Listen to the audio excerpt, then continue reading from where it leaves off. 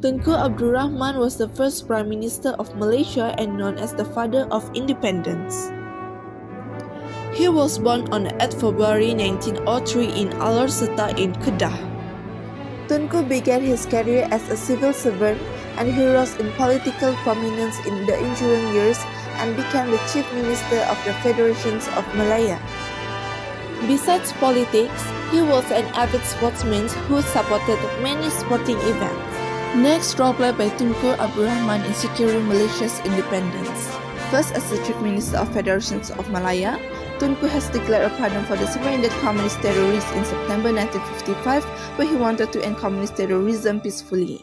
Second, he became a head of delegation to London in 1956 in order to discuss with the British government on the independence of Malaya. Tunku has also brought about the formation of Malaysia, the belief to balance the racial composition.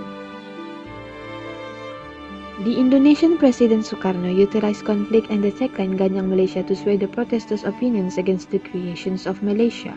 Another challenge comes from the Philippines, which wants Malaysia to return Sabah in North Borneo to its rightful ownership. A.M. Azahari, a Bruneian, opposed the formations of Malaysia. Azahari's uprising was put down with assistance from Malaya, the Commonwealth and the British, and Brunei is no longer part of Malaysia.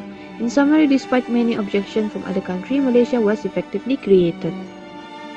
May 13, 1969, experts believe that the unfortunate event caused by the non-Malays' dissatisfaction towards the special privilege of Bumis and Malays.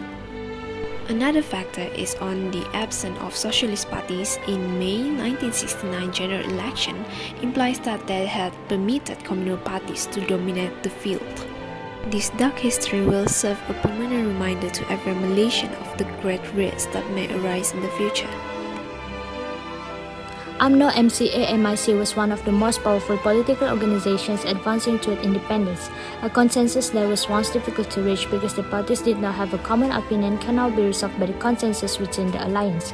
However, the issue of citizenship is raised when non-Malays want more flexibility while Malays maintain strict conditions. Other issues include special rights for the Malays, the acceptance of Malay as the national language and the basis of national education policy, and Islam as the official religion. Since it was primarily focused on releasing Malaya from colonialism at the time, Tunku Abdul Rahman was not very concerned in economic matters. Everyone was aware of how severely colonialism had affected Malaya, and Tun Abdul Razak was in charge of all economic concerns. Second, the economic system and ownership structure were comparable to those prior to independence when foreign ownership continued to comprise two-thirds of Malaya's modern economy. Lastly, Malaysia's economic development was significantly boosted both before and after independence. Tunku Abdul Rahman also contributed on the education policy of Malaysia. Bahasa Melayu was declared as the national language for administrative and educational purposes in 1967 under the National Education Policy.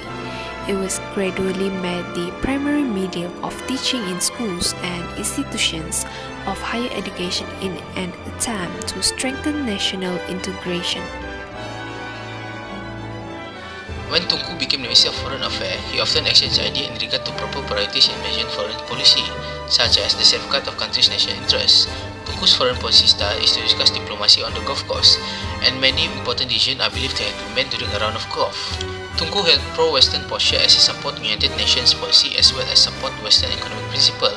He also held anti-communist posture as he preferred to explore preliminary ideas of non-military cooperation like Association of Southeast Asia (ASA) with close neighbors like Thailand and Philippines. Merdeka! Merdeka!